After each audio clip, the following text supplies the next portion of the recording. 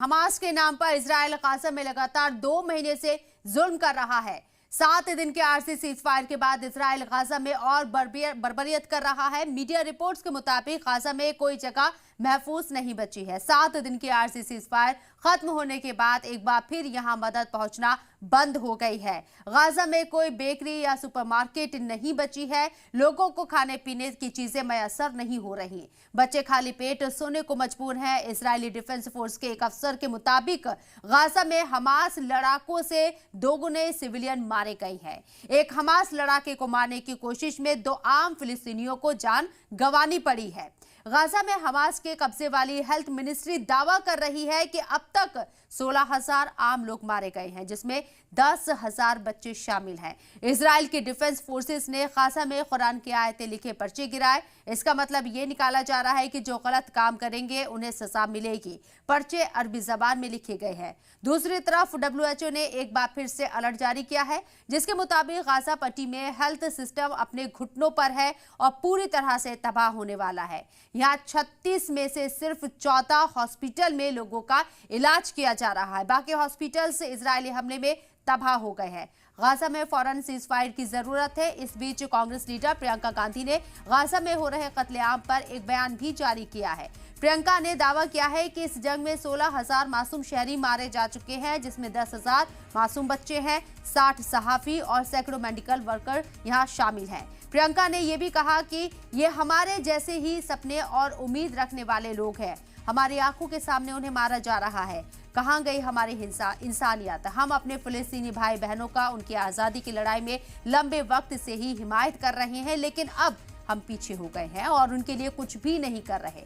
प्रियंका ने आगे ये भी कहा है कि आलमी बरादरी का हिस्सा होने के नाते यह हिंदुस्तान की जिम्मेदारी है कि वह सही के साथ खड़े रहे। हमें जल्द से जल्द जंगबंदी यकीनी बनाने के लिए हर मुमकिन कोशिश करनी चाहिए। आज का मुद्दा में आज बात इसी पर करेंगे। गमज़दा गाजा, दर्द क्या होता है ये फिलिस्तीन से पूछो। को बताया गाजा में इस जंग को चलते हुए पूरे 2 महीने हो चुके हैं। 7 अक्टूबर को जिस तरीके से यहाँ अटैक किया गया था हमास के जरिए इजराइल के कई शहरों के ऊपर, उसके बाद अब तक ये जंग जारी है और इस जंग को लेकर लगातार बयान भी सामने आ रहे हैं। हालांकि आरजी सीजफायर हुआ था, यहाँ तकरीबन 6 दिन का सीजफायर रहा, लेकिन उसके बाद से जो हालात हैं गाजा में और भी बदतर होते हुए नजर आ रही हैं। जंग मुसलसल जारी है। गाजा हमास की ये जंग इजराइल के साथ कभी बंद होगी या फिर गाजा पूरी तरीके से खात्मे की तरफ बढ़ रहा है, ये भी कई सारे सवाल हैं और उसको लेकर अब हिंदुस्तान में भी सुगबुगाहट शुरू हो गई है।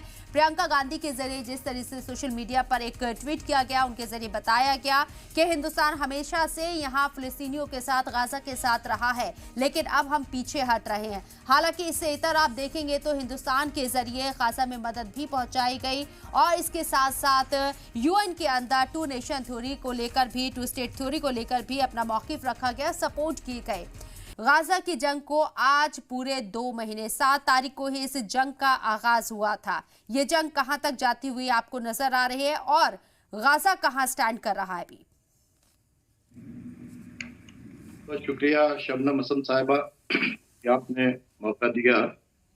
देखिए, ये जंग चूंकि अब इतने दिनों से चल रही है और सबके सामने सारी पिक्चर क्लियर हो गई है कि 16,280 बच्चों के अंदर तकरीबन 16,280 लोगों के अंदर तकरीबन 10,000 बच्चे हैं और 3,500 औरतें हैं। तो जाहिर सी बातचीत है कि इतने लोग मारे जा रहे हैं। और आपको दिन याद कीजिए जब अहलिया हॉस्पिटल के ऊपर पहली बार हमला हुआ था और 500 लोग मारे गए थे, तो पूरी दुनिया में हाहाकार मच गया था। लेकिन उसके बाद जिस तरह से इंसानी जानें जा रही हैं, उस पर कुछ नहीं हो रहा, सिर्फ बयानबाजी जारी की जा रही है और इजराइल को रोकने वाला कोई नहीं है। बड़ी मुश्किल से जंग बंद हुई थी। जंग बंद होने के बाद उससे ज्यादा ताकत से लोग मारे गए और आप देखें कि जंग जब बंद हुई थी तो उस वक्त कितने लोग मारे गए थे और इस पीरियड के अंदर कितने ज्यादा लोग मारे गए हैं। और कोई ऐसा कोना नहीं है कि जहां के ऊपर फिलिस्तीनियों को रहने की जगह हो। और रह गई बात कि ग्राउंड बैटल के ऊपर इनके जितने दावे थे कि हम हमास को खत्म कर देंगे 20 दिन के अंदर और हम कैप्टिव्स को छुड़ा लेंगे और सब कुछ कर देंगे, लेकिन उसके बावजूद ये सब तो नहीं हुआ।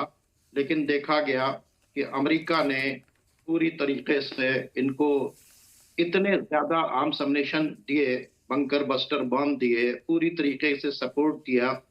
जो सऊदी अरब और तमाम अरब कंट्रीज के अंदर बेसेस हैं, वहां से सारा सपोर्ट दिया।